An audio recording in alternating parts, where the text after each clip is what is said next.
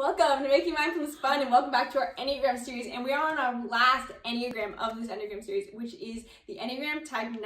The Enneagram Type 9 is the peacemaker, and Isabel is a peacemaker. Now, Type 9s, because they're called a peacemaker, it's not hard to imagine that Type 9s are probably the most likable people out there because now, that's coming from a place that they fear conflict. And so that's why they're so sociable and likable. And so today we're going to be talking about how Type 9s can move to a place of empowerment and not be so afraid of conflict, and what mindfulness practices that is for them to practice. Is it my turn to go? I don't want to upset you. Oh, sorry, I'm being a Type 9. Anyway. So make sure, first of all, that you like this video and subscribe to our channel so you don't miss a single video, please. And then on we go.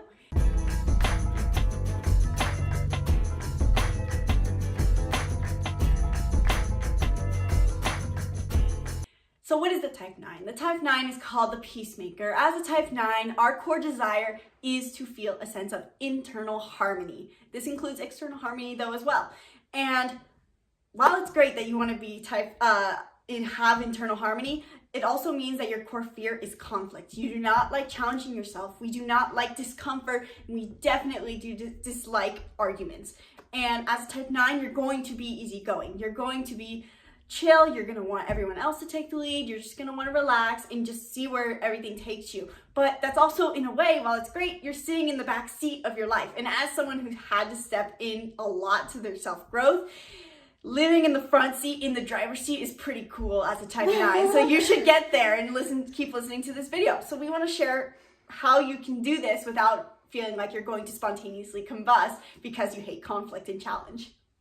Type 9s really, again, I've said this for a couple numbers, need to take my empowerment course so that you identify what you want so you have a reason to drive somewhere. Just like she said, there was a point in time when Isabel did not adventure with Gabby and I. She just wanted to take this backseat to comfort and ease, and she didn't want any stress, whether that started off as physical. She didn't want to have to get up before sunrise to go do that hike, all these things. And then eventually she realized oh, well, I kind of want to have this experience, which means I'm going to have to step into this discomfort for a little bit.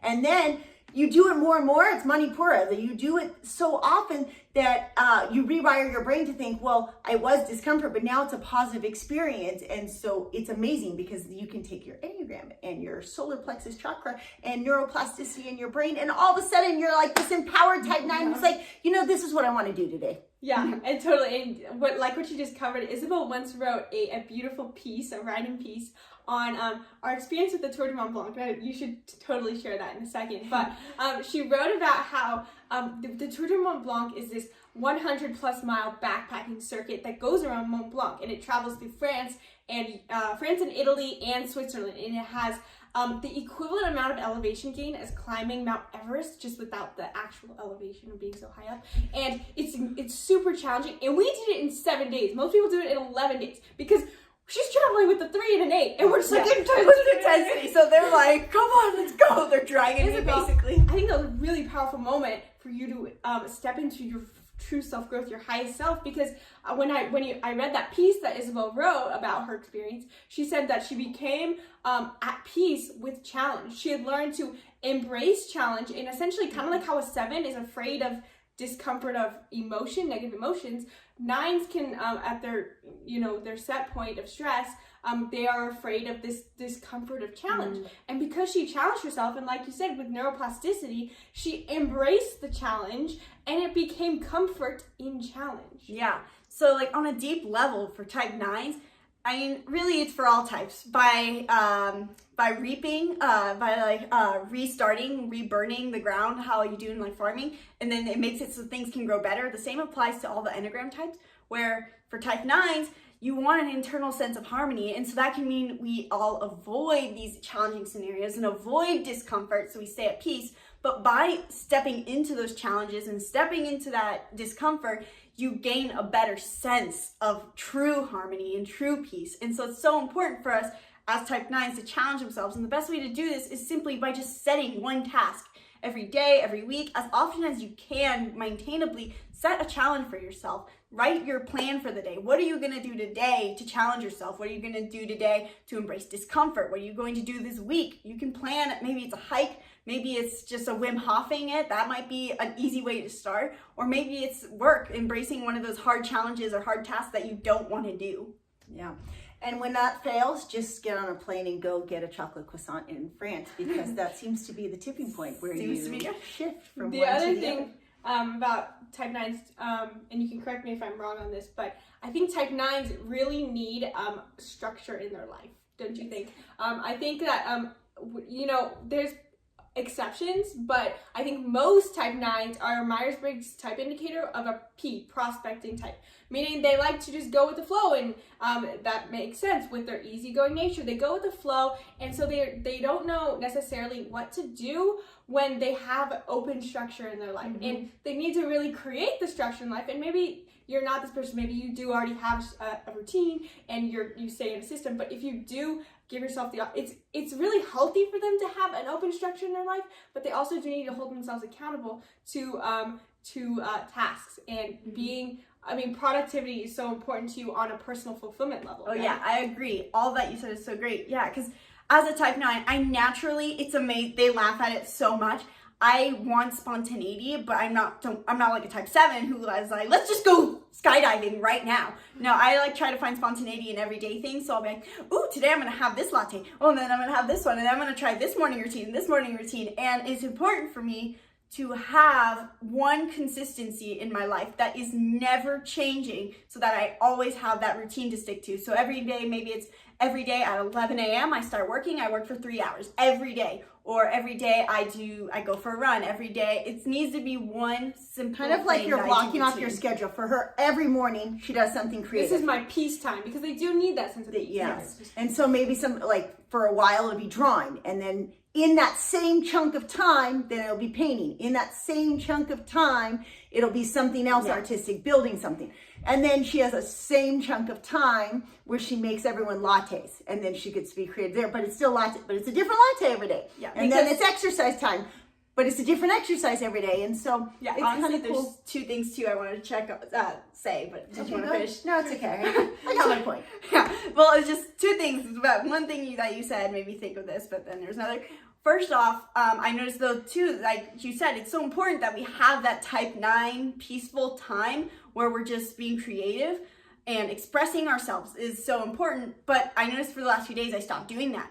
And it's crazy how much my health has declined these past few days because I didn't make time to truly be in my creative expression. So making sure you have that time in the day or at night, because it's theta time when you're relaxing, where you're allowing yourself to practice self-expression without judgment. Yeah, and a lot of that's prospecting types in general. So when we go, if you're not a type 9, but you're like, well, yeah, I kind of identify with what you're saying, a lot of prospecting types, we'll do a separate video on that. Yeah, and another thing too I wanted to do was the type 2. You might think you're a type 9, but you might be a type 2, or you might think you're a type 2 and type 9, and keep that in mind, right? In both cases, they don't like to make decisions. So it is hard. Truly, a type 9, you can kind of tell a 9 versus a 2, like Victor's a 2 and she's a 9. Isabel is helpful. She might be like acts of service, but she's not, her entire identity isn't wrapped up in who she is as the helper. And you'll kind of notice that, I think. With type 2s, they don't like conflict at all, but their highest purpose is to serve as opposed to maintain peace. Yeah. It's tricky. You have to know the person pretty well, but yeah. Actually, the biggest difference is that type 9s are pretty individual. The other is independent. Almost all type 2s are judging. Type 2s, right, yeah, are almost genders. No, it's not. Not all no. Mediators could be type 2s. Yeah. Well, so the biggest difference you're going to notice if you're contemplating maybe a spouse or a child is a type 2 versus 9. Are they very independent? Do they just do their own thing all day and they're chill? Or are they the first to be like, what do you need? What do you need? What do you need? Let me pay by you. I'm not like that. So I think we give you a lot for type 9s. You have your peace time. Block off your peace time. You said something. Embracing challenge, creating a schedule for how you're going to challenge yourself in your life, in the day, in the week, in the month, in the year, and practicing self-expression. And I don't know if you want to really quickly cover how to do that. Well, for me, I think the easiest way it's been for me to practice self-expression is having creative places to do that. I mean, it was really big for me when I got my first instrument, a ukulele, and I got my guitar. It helped me so much with just practice literally using my voice, using my throat chakra to express myself. And honestly, getting on camera has helped a lot too. It's been a long practice. If you look at old videos, I'm like, I'm losing track. I'm going over there. Still now. Chakra healing is so helpful. You should definitely check out all of our chakra resources. And I hope that helps you guys if you are type 9. Share it with your type 9 friends. And that wraps up our Enneagram series. I can't wait to share more on We can't wait to share more on Enneagram because there's so many things, wings and stances and your wit in growth numbers. So there's so much more. We can't wait to share more with you guys on making mindfulness fun. Bye.